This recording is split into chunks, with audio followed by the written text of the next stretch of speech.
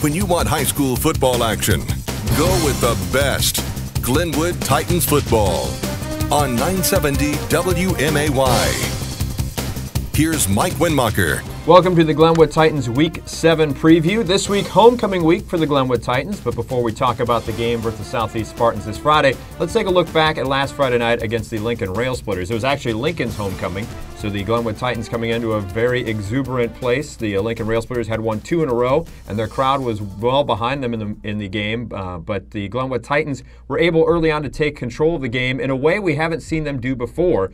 They actually used the passing game. Most of the season so far has been the Donovan Hammond's Joey Giovanelli show. This is kind of the coming out party for Miles McAdams in the passing game. He ends up throwing for 185 yards, a touchdown, runs for a couple more, just has a very good game.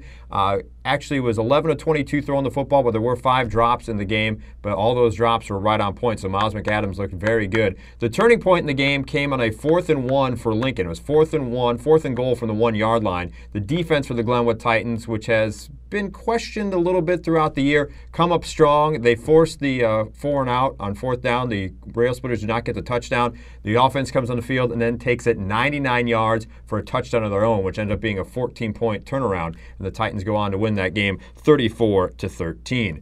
This week, like we talked about, they're playing the Southeast Spartans. Southeast 0-6. The Titans come into the game 5-1. If the Titans win this football game, they'll officially qualify for the IHSA playoffs. So a lot riding on this football game.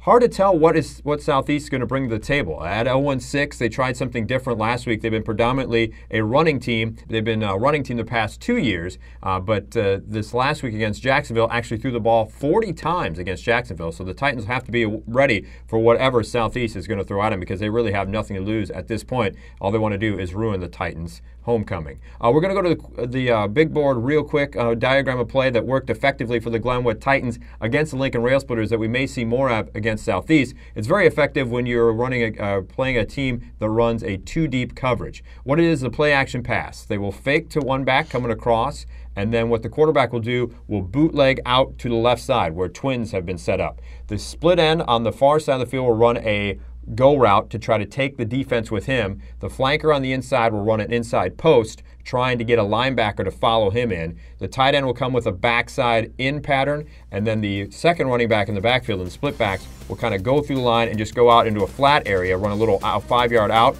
and that play has been really, really successful for the Glenwood Titans to pick up an easy 10 to 12 yards each and every time they run it. So how much will they run it against Southeast? We'll have to wait and see Friday night. We'll have the pregame at 6:30 and the kickoff at 7 on 970 WMAY, the news and talk of Springfield.